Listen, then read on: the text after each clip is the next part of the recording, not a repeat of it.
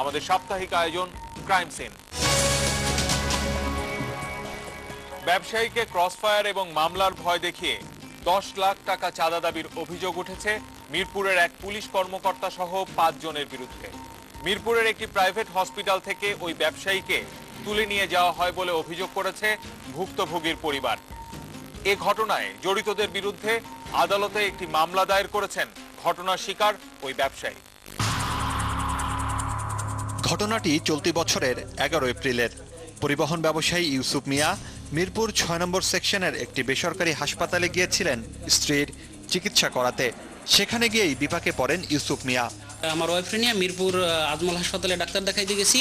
দেখানোর পরে ওখানে বসে আছি, মিরপুর থানার এসআই রফিক এসে আমাকে বলে যে নিচে আসেন, একটু কথা আছে। আপনার নামে মামলা আছে 5টা। আমি বলছি আমার নামে কোনো মামলা নাই। পরে অনেক মারামারি করে আমার গাড়িতে উঠেছে। ইউসুফ মিয়ার স্ত্রীর অভিযোগ, স্বামীকে ছাড়াতে থানায় গিয়ে তিনি আরেক পরিস্থিতির মুখে পড়েন। পুলিশের ওই কর্মকর্তা তার স্বামীকে ক্রসফায়ারে দেওয়ার ভয় দেখিয়ে রাতের মধ্যে 10 লাখ টাকা এনে দেবার কথা বলেন। যখন গাড়িতে উঠে নিয়ে যায় তখন আমি জিজ্ঞেস করি কোথায় নিয়ে যান, কোথায় আসবো আমি। তখন ওরা বলে যে মিরপুর থানায় আসেন। আমি তখন মিরপুর থানায় চলে যাই। যাওয়ার পরে দোতলায় উঠি। দোতলায় উঠে রফিকের সাথে দেখা হয়। তখন উনি আমাকে বলে, রফিক এবং দেলোয়ার, এসআই দেলোয়ার, ওনারা বলে যে আপনার স্বামীকে ছেড়ে দেবো, 10 লাখ টাকা নিয়ে আসবেন লাস্ট টাইম রাত্র 1টা। ইউসুফের স্ত্রী জানান, পুলিশ তাদের কাছ থেকে 3.5 লাখ টাকা নিয়ে পরের দিন 54 ধারায় তার স্বামীকে আদালতে পাঠায়। 3:30 বাজে আমি টাকা দিই ওনাকে। টাকা দেওয়ার পরে বলে যে ওরা 54 মামলায় কালকে চালান দিব, কালকের বিকেলেই চলে আসবে। এদিকে ব্যবসায়ী ইউসুফের সাথে থাকা এটিএম কার্ডটি পুলিশ নিয়ে যায় বলে অভিযোগ করেন তিনি।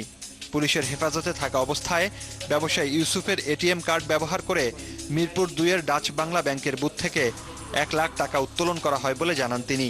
অনেক মারামারি করে ব্যাংকের ক্রেডিট কার্ড থেকে ডাচ বাংলা ব্যাংক বুথ থেকে উনি টাকা নিচে উঠে 1 লাখ। আজ পর্যন্ত ওই কার্ড আমি ফেরত পাই নাই। এই ঘটনায় বিচার চেয়ে মিরপুর মডেল থানার এসআই রফিকুল ইসলাম, এএসআই মোহাম্মদ দেলোয়ার, পুলিশের কনস্টেবল মোহাম্মদ কালাম ও পুলিশের 2 জন সোর্স মিজানুর রহমান ও মোহাম্মদ লিটনের বিরুদ্ধে আদালতে মামলা করেন ভুক্তভোগী ব্যবসায়ী। মিরপুর মডেল থানার এসআই জনাব রফিকুল ইসলাম সহ 5 জন বাদী মোহাম্মদ ইউসুফ মিয়াকে জোরপূর্বক আটক রেখে তার কাছ থেকে 10 লক্ষ টাকার একটা চাঁদা দাবি করে। বাদী পক্ষের আইনজীবী হিসেবে বিজ্ঞ আদালতে সিএমএম কোর্ট একটা মামলা দায়ের করলে সিএমএম এটা জুডিশিয়াল ইনকোয়ারির জন্য দেয়। অভিযোগের বিষয়ে জানতে গেলে মিরপুর মডেল থানার এসআই রফিকুল ইসলামের সাথে কথা হয় ক্রাইম সিন টিমের। আসামি মামলা করতে পারে, আপনি যদি আদালতে অফেন বুঝছে, আসামি মামলা করলে হবে, মামলা তো প্রমাণ করতে হবে, এটা ইনকোয়ারি হবে নাকি? হ্যাঁ, ইয়ে হবে না, ইনকোয়ারি যদি আমি দোষী আমার তো শাস্তি হবে, আর নির্দোষী তো আমি খালাস হবে। ঘটনার দিন তার সাথে থাকা এএসআই মোহাম্মদ দেলোয়ারের সাথে কথা হয় ক্রাইম সিন টিমের। এটা তো পুরোপুরি ভুয়া একটা কথা আর কি। সাধারণ মানুষ যেভাবে, এটা তো আপনি বলছেন টাকা দেবে করতে, আমি টাকা নেবো কেন? আমি তো টিম ইনচার্জ না, কিছু না, আমি জাস্ট হেল্পিং হিসাবে কাজ করি টিমে, যে দারোগা থেকে দায়িত্ব তো পারি। কোনো পুলিশ সদস্যের বিরুদ্ধে সুনির্দিষ্ট অভিযোগ পাওয়া গেলে কঠোর ব্যবস্থা নেওয়া হবে বলে জানান ডিএমপির গণমাধ্যম শাখার উপপুলিশ কমিশনার। কারোর বিরুদ্ধে যদি সুনির্দিষ্ট অভিযোগ পাওয়া যায় সেক্ষেত্রে আমরা তদন্ত সাপেক্ষে কঠোর আইনানুগ ব্যবস্থা গ্রহণ করে থাকি। বাহিনীর সুনাম রক্ষার ব্যাপারে আমরা জিরো টলারেন্স, কোনো রকম অনিয়ম এখানে ছাড় দেওয়ার কোনো সুযোগ নাই।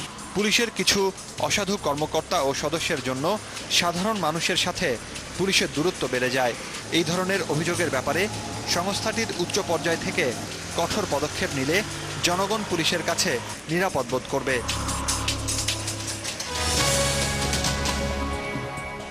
আইন শৃঙ্খলা রক্ষাকারী বাহিনীর পরিচয় দিয়ে রাজধানীর উত্তরা থেকে কলেজ পড়ুয়া এক ছাত্রকে তুলে নেওয়ার অভিযোগ পাওয়া গিয়েছে।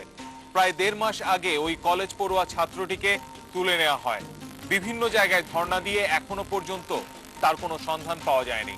অন্যদিকে টঙ্গীর এক ব্যবসায়ী প্রায় 1 মাস ধরে নিখোঁজ রয়েছেন। টঙ্গীর ঝিনু মার্কেট এলাকার ক্ষুদ্র ব্যবসায়ী হাবিবুর রহমান গত 20 অক্টোবর বাসা থেকে বের হবার পর থেকেই নিখোঁজ। আত্মীয় স্বজন, বন্ধু বান্ধব, পরিচিতজন, এমন কোনো জায়গা নেই যেখানে খোঁজা হয়নি তাকে। কি কারণে কি কোন জায়গাতে যে কি হয়েছে আমি কইতে পারি না বাবা। আবার কন্ট্রাক্টর যে টাকা পয়সা কন্ট্রাক্টরে করছে কি টাকা পয়সা নিয়ে পলাই গেছে কি দেশের সময় কেউ বেতন দেয় নাই, কাঠ মিস্ত্রির সাথে কাজ করতো, কেউ টাকা দেয় না। এই চিন্তা ছেলে একেবারে দুর্বল হয়ে গেছে। স্বামীকে বিভিন্ন জায়গায় খুঁজতে খুঁজতে ক্লান্ত হয়ে পড়েছেন তার স্ত্রী রোকসানা। ছোট ছেলে আর বৃদ্ধ শাশুড়িকে নিয়ে কিভাবে তার জীবন চলবে সেই চিন্তায় দিশেহারা তিনি। আর আগে কিছু টাকা জমাইছিলাম, 10,000 টাকা করে জিনিস করব, এই 10,000 টাকা ছিল, এটাই মনে করেন চলতেছি নিয়ে। আমি আমার বাচ্চাটা নিয়ে অনেক কষ্টে আছি, আমার ছেলেটা নিয়ে অনেক চিন্তা, আর আমি আমার স্বামীকে পাওয়া যাইতেছে না। এদিকে রাজধানীর উত্তরার 10 নম্বর সেক্টরের এই বাড়িতে বাবা মায়ের সাথে বসবাস করত সরকারি তিতুমির কলেজের অনার্স দ্বিতীয় বর্ষের ছাত্র তারেক রিফাত। গত 11 অক্টোবর আইন শৃঙ্খলা বাহিনী পরিচয়ে রিফাতকে তুলে নিয়ে যায় বলে অভিযোগ করেছেন তার বাবা মা। ডিবি পুলিশ পরিচয়ে 8-10 জন লোক আমার ছেলেকে নিচে থেকে এই 6 তলা থেকে নিচে নামায় নিয়ে গেছে। সেই থেকেই আমি ওই রাত্রি আমি আমার মেয়ে সহ আমার ওয়াইফ সহ থানায় গেছি আমার ছেলের অপরাধটা জানার জন্য। ওনারা বলতেছে কয় না আমরা তো নিয়ে আসিনি, আপনারা তাহলে ডিবি পুলিশ কার্যালয়ে যাইতে পারেন। সেখানে গেছি, ওনারা কয় না আমরা নিয়ে আসিনি। ওনারা ফির আমাকে পরামর্শ দিল, কয় আপনারা তাহলে র্যাব কার্যালয়ে যান। র্যাব ওই রাত্রি আমি র্যাব কার্যালয়ে আসলাম, ওনারাও বলতেছে না আমরা নিয়ে আসিনি। যাকে ছাড়া একটি মুহূর্ত চলতো না, যাকে চোখের আড়াল হতে দিতেন না, সেই পুত্রধন আজ লাপাত্তা। স্বভাবতই ভেঙে পড়েছেন মা। আমার খুব কষ্ট হয়, আমি তো ভাত খাইতে পারি না, ভাত খেলে তো আমার ছেলের কথা মনে হয়। আমার ছেলে কলেজ লাইফেও কোনো রাজনীতি কোনো দল মানে এইসবের মধ্যে না, কলেজে গেছে চলে আসছে, ওই ভার্সিটিতেও ওই একই চলাফেরা ছিল। প্রশাসনের কাছে ছেলেকে ফিরিয়ে দেবার আকুতি জানিয়েছেন তারেকের বাবা। আমি সরকারের কাছে এবং প্রশাসনের কাছে আমার বিশেষ অনুরোধ, আমি ছেলেটা ফেরত চাই। সেটা যে কোনো ওনারা কোন তৎপরতায় আমার ছেলেটা ব্যয় করে দিবে, কোথায় সন্ধান করে ব্যয় করে দিবে, আমার ছেলেটা যেন আমাকে ফিরে দেয়। ছেলে অপহরণের ঘটনায় রিফাতের বাবা উত্তরা পশ্চিম থানায় একটি সাধারণ ডায়েরি করেছেন। জিডি হয়েছে, জিডি তদন্ত চলতেছে, জিডির পরবর্তীতে আমরা এটার তদন্ত করে পরবর্তীতে আমরা জানাবো। জিডি মানে সুষ্ঠু তদন্ত হইতে সুষ্ঠু তদন্ত করে পরবর্তীতে এটা ই করা যাবে। এখানে অনেক আছে। উত্তরা রিফাত কিংবা টঙ্গীর হাবিবুর রহমান বেঁচে আছেন নাকি তাদের জীবনে অন্য কিছু ঘটেছে জানে না পরিবার দুটি। অভিযোগের ইঙ্গিত যেদিকেই থাকুক না কেন, তদন্ত করে তাদের বিষয়ে খোঁজ দেওয়ার কাজটি পুলিশ করবে, সে আশায় বুক বেঁধে আছেন তারা।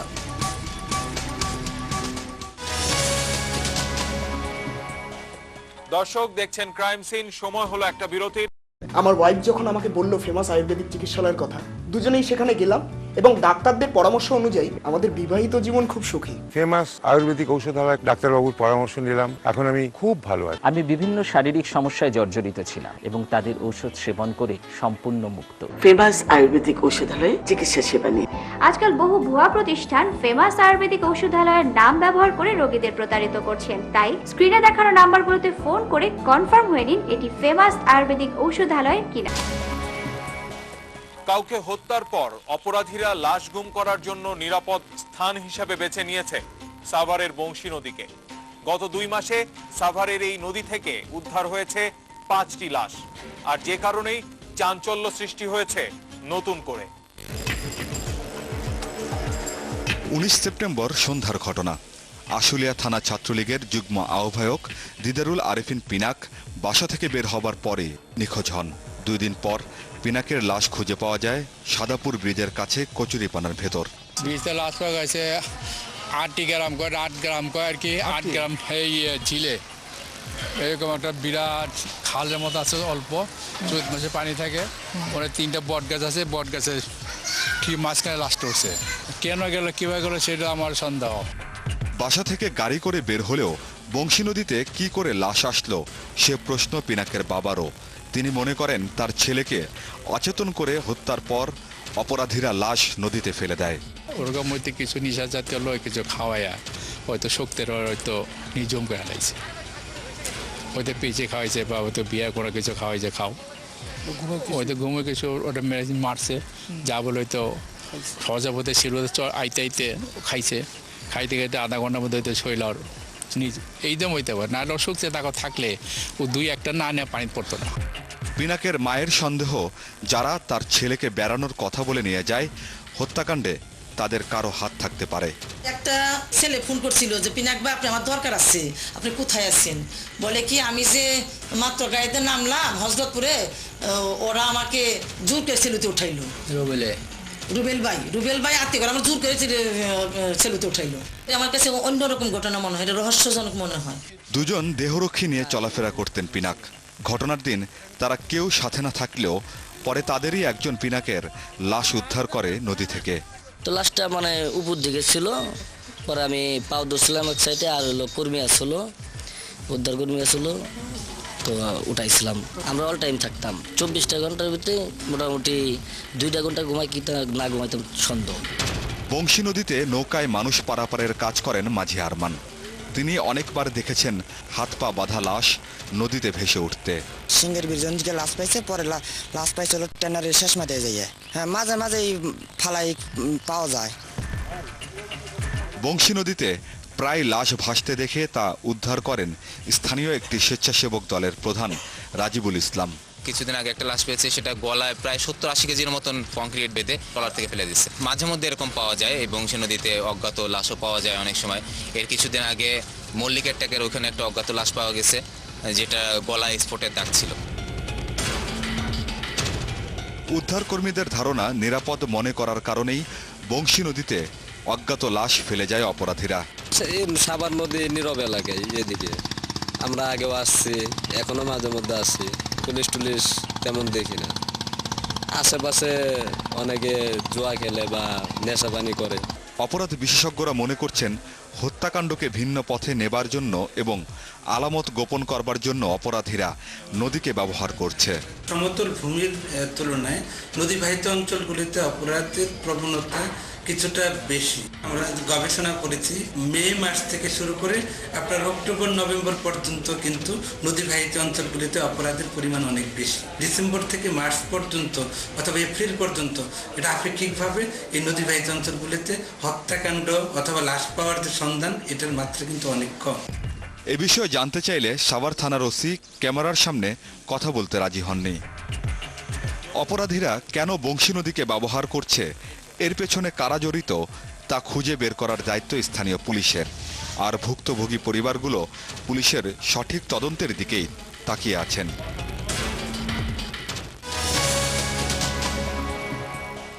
দর্শক দেখছেন ক্রাইম সিন, সময় হলো একটা বিরতির, আমাদের সাথেই থাকুন।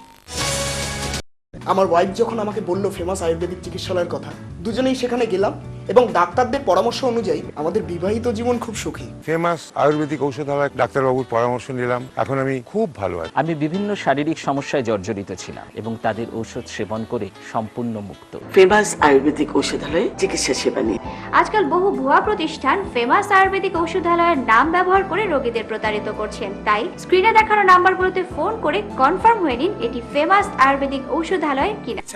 Crime scene. একসময় ছিলেন কুলির সর্দার, পরে ব্যাংক ব্যবসায়ী, আর এখন তার পরিচিতি হয়েছে আলাদাভাবে। জানাচ্ছি সিরাজগঞ্জের উল্লাপাড়ার সোহরাব সর্দারের কথা। তার রয়েছে নিজস্ব বাহিনী, নিজস্ব বিচারালয় এবং টর্চার সেল। তার মতের বিপরীতে গেলে তাদেরকে ধরে নিয়ে এসে তার টর্চার সেলে চালানো হয় অমানসিক নির্যাতন। আর এই টর্চার সেলে নির্যাতনের কারণে কাউকে কাউকে প্রাণও দিতে হয়েছে।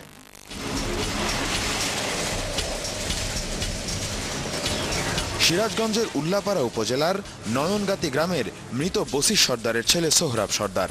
এলাকার শফিকুল ইসলামের সাথে সোহরাব সর্দারের জমি নিয়ে বিরোধ ছিল দীর্ঘদিনের। এ নিয়ে সোহরাব সর্দার বিভিন্ন সময়ে শফিকুল ও তার পরিবারকে হুমকি ধামকি দিয়ে আসছিল। পরিবারের অভিযোগ, সোহরাব সর্দার ও তার লোকজন শফিকুলকে পরিকল্পিতভাবে হত্যা করেছে। সোহরাব সর্দার প্রথম 3-4 বার বাসায় নে রেখে লিয়ে মারপিট করছে, করে থানায় দিছে, বাইকে লিয়ে আইসি। লার পরে ফির আবার রাত 10টার সময় সোহরাব সর্দারের লোক বেলে গেল। সোহরাবের কাছে করে কবে লেগে গেছিল, চোর দিয়ে পালা দিছিল, আমার কানের তালা বেঁচে গেছিল, আমার বেটা বেটে দিচ্ছে, আমার বেটা ঢাকা নিয়ে চাকরি হয়েছে। এই হত্যা মামলার তদন্ত চলাকালে নিহত শফিকুলের স্ত্রীকেও হয়রানি শুরু করে সোহরাব সর্দার। অভিযোগ করেও সহায়তা পাননি পুলিশের। ওসি কয় যে সোরাবাদ্দারের হাতে তুই থাকি, সোরাবাদ্দার জায়গায় তোর তাই শোনা লাগবি। তা আমি শুনি নেই আমাকে রাইতে দেবের কয়, হুনদের দিকে আবার কয় যে সারা দিন পরে ভাই তুই একা আসুক খাতে করে যেন আসিস নে।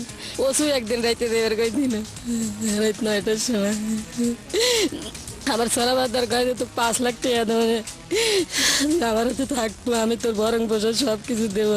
যেই জমিটি নিয়ে বিরোধে শফিকুলকে জীবন দিতে হয়েছে সেটি দেখিয়ে তার ভাই রিপন জানায় তাকেও ধরে নিয়ে নির্যাতন চালিয়েছে সোহরাব। জায়গা তার সাথে একটু পেঁয়াজ আছে, এই জায়গাটা মনে করেন যে দখল করে আমাদের সাথে সই নেওয়ার জন্য আমাদের এরকম টর্চার করে, মারে ধরে নিয়ে যা আঘাত করে আমার ভাইকে। আমার ভাই সেটা কইতে গেছিল দেখে আমার ভাইকে মাইরে পুকুরের ভিতর ফালাই দিছে রাইতে, বুঝলেন। শুধু শফিকুলই নয়, দানেশউদ্দিন নামে আরেকজনকে জীবন দিতে হয়েছে সোহরাব সর্দারের হাতে। কাউন্টার আছে সেই কাউন্টার ওই সোহরাব সর্দার নিয়ে নিছে। আমার স্বামী ওইটা দিবি না এজোর হয়ে নিয়ে তাক ওই প্ল্যাটফর্ম পার মারছে। কেস করলাম, সে কেস তার টাকা পয়সা আছে, টাকা রাত ধরে তারা কেস তারাই তুলিয়ে নিল, আর এ ঘরে করে থেকে মরে গেল। হত্যা মামলায় বাদীপক্ষের আইনজীবী জানান সোহরাব সর্দার প্রভাবশালী হয় তার বিরুদ্ধে মামলার তদন্ত সেইভাবে এগোচ্ছে না। যে মামলাটি একেবারেই সত্য এবং একটা প্রভাবশালী মহলের বিরুদ্ধে মামলাটা, এবং বাদীনি একজন দুস্থ, যার কারণে মামলাটা তদন্তে এবং বিভিন্ন জায়গায় প্রপারলি এটা উনি করতে পারতেছে না, তদন্তটাও সঠিকভাবে হচ্ছে না আর কি। এলাকাবাসী বলছেন সোহরাব সর্দারের নির্যাতনের মাত্রা খুলনার এরশাদ শিকদারের চাইতে কম নয়। কেউ যদি ওনার উপর বা ওনার এলাকায় কোনো কিছু করে ফেলে তাকে তা খেতে দেবে না, উনিই সব করবে, সর্দারি লেবারি দালালি সব উনি করবে। আমাদের এলাকার লোক তাকে এরশাদ শিকদার হিসাবেই জানে। রক্ত চুষা সে অট্টালিকা বানাইছে, রাজপ্রাসাদ বানাইছে, হ্যাঁ, এবং যদি এই গরিব দুঃখী কোনো প্রতিবাদ করতে গেছে তাকে তার রসানলে তার থাবার মধ্যে পড়তে হয়েছে।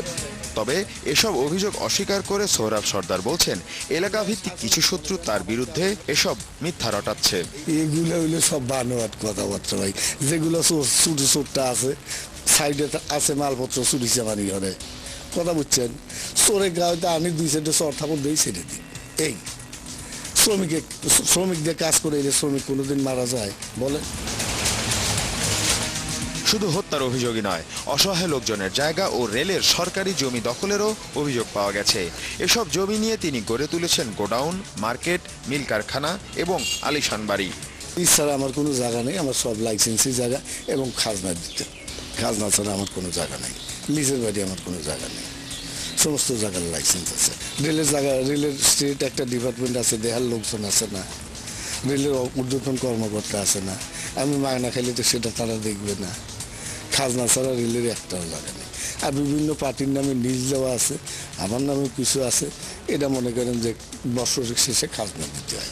সোহরাব সর্দারের বিরুদ্ধে অভিযোগের বিষয়ে জানতে চাইলে উল্লাপাড়া থানা পুলিশ জানায় সুনির্দিষ্ট কোনো অভিযোগ পেলে অবশ্যই তাকে গ্রেফতার করা হবে। এলাকার যদি কোনো ব্যক্তি এরকম কোনো অভিযোগ দেয় যে আমার আত্মীয়কে বা আমার লোককে আটক করে সে বিচার করতেছে, এভাবে নির্যাতন করতেছে, তারপর অবশ্যই তার বিরুদ্ধে আইনগত ব্যবস্থা হবে। তার তো এই সুযোগ নাই, এটা বিচার করবে আদালত এবং কোনো অভিযোগ তদন্ত করবো আমরা। সোহরাব সর্দারের বিরুদ্ধে ক্ষুব্ধ হয়ে উঠছে উল্লাপাড়ার মানুষ। বিচারের দাবিতে তারা বিক্ষোভ মিছিল ও মানববন্ধন কর্মসূচিও পালন করেছে।